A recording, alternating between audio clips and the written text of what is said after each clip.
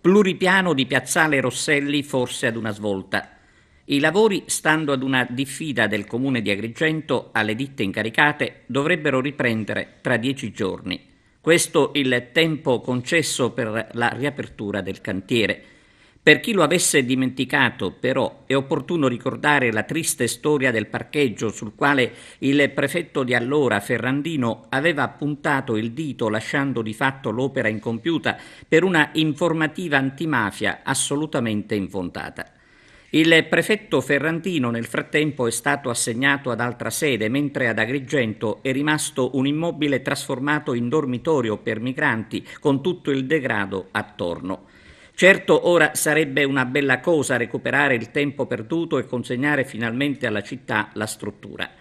Il Comune, dal canto suo, attraverso l'Ufficio dei Lavori Pubblici, è stato chiaro minacciando la risoluzione del contratto. C'è intanto una richiesta di risarcimento da parte delle ditte per il danno causato proprio dall'informativa della Prefettura che ha costretto la sospensione dei lavori. Staremo a vedere chi la spunterà. L'augurio è che possa arrivare una soluzione per ridare dignità ad un luogo divenuto ricettacolo anche di rifiuti. Certo, senza quella informativa, Agrigento da qualche anno avrebbe visto realizzato un importante progetto.